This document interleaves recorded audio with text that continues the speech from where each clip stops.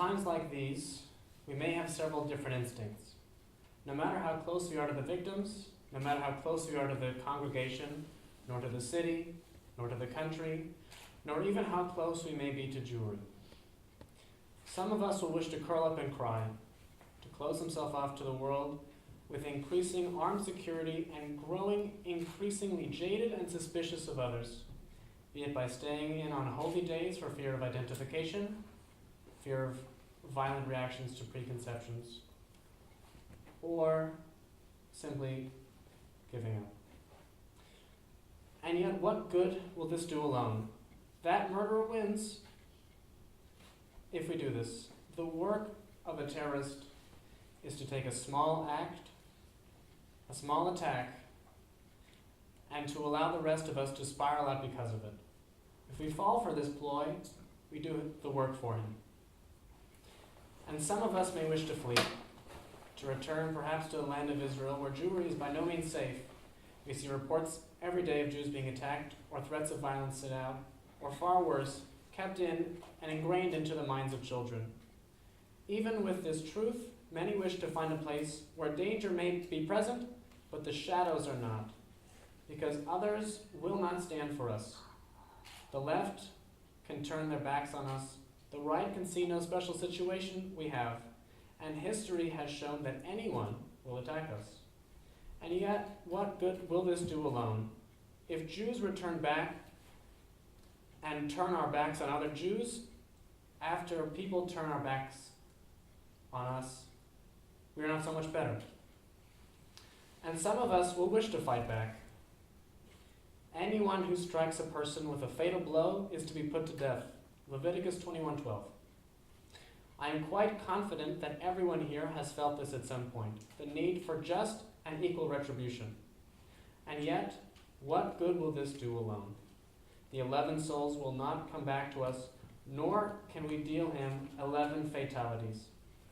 There is no equality here, and all violence provides is another reason for extreme radicals to do this again. This murderer needed no excuse. Let's not give him another. And some of us will respond with nothing. They will go about their days pretending they are not affected. We live across an entire ocean, and some of us may never feel inclined to go to religious services anyway. Why care when this doesn't relate? And this type of thinking is difficult to avoid at times. I won't lie when I say that in the last few years I have a sense of helplessness, and I can see this turn to apathy within myself. And when others see that, they see an excuse for inaction as well. In my book, not a single one of these responses alone works. They aren't useful, and they lead us, each and every one of us, down a path where we lose. We may lose something of our individual identities. We may lose what binds us together, but in any case, we lose. And worse yet, those who take this as a profit, who see the world as 11 people closer to being cleansed, they succeed, and they are brought together. After this tragedy, I called my family, and my parents both separately told me that it might be a good idea to stop wearing my kippah. It is not the only tangible visual sign of my Jewish identity, nor indeed is it the most religiously significant of them. And yet they both understood, as I know full well, that it is the most recognizable to the communities that would mark me as the other. They were not afraid of people hating the religion I practice, but hating me as a practitioner of something that is clearly misunderstood. Otherwise, we would not cower in the shadows as we too often do. I did not listen, and I do not listen.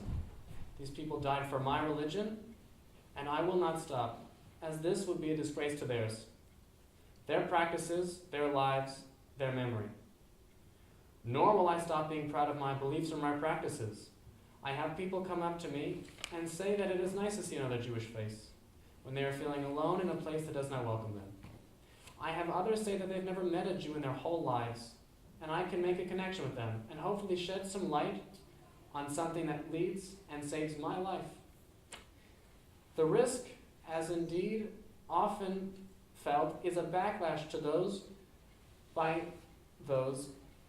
who think they're being funny, cutting me down to size, or people who like to exercise their hatred without remorse. Even so, I wake up every day and I pray unfazed. Ivri Yenachoi.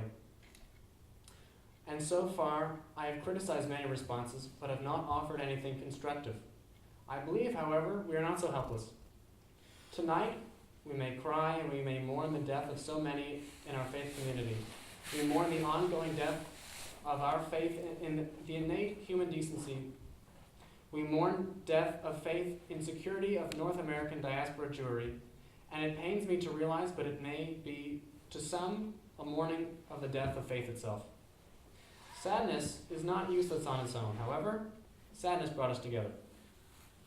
And we remember that Zionism is to many a savior. However, there will always be a diaspora community. And if we leave them, they are not secure.